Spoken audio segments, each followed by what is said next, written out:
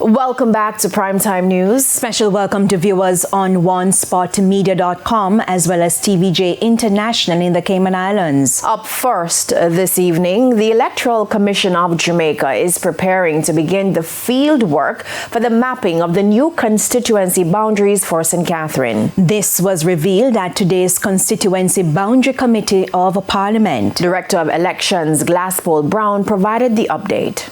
The Director of Elections, Glasspool Brown, informed the committee that the Electoral Commission of Jamaica, ECJ, has written to the Ministry of Local Government and is awaiting the gazetting of the new boundary description for St. Catherine.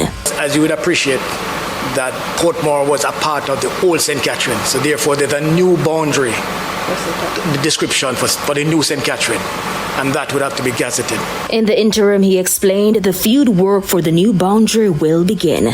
The fieldwork involves two primary objectives. First, we must investigate in the field the new St. Catherine and Portmore parish boundary.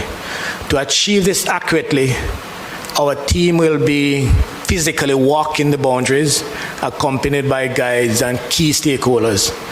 And secondly, it is critical that when we do that work, we capture the GPS coordinates for the new polling division boundaries within the parishes of St. Catherine and Portmore. To establish the new boundaries, he further explained, will require some changes.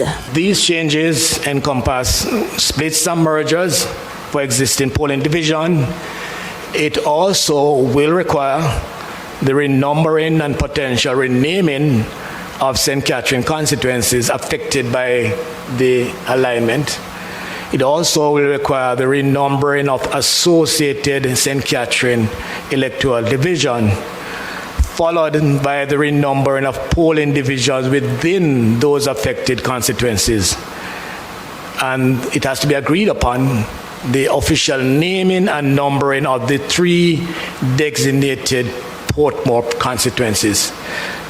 That will be critical in terms of naming those new three the constituencies that should remain in Portmore. According to Mr. Brown, the major political parties will also be asked to submit written proposals for the naming and numbering of the three designated Portmore constituencies. Additionally, a parish boundary forum has been established as an interface between the ECJ and the Standing Committee of Parliament. Now, the ECJ is to return to the committee on May 31. Amoy Harriet, TVJ News.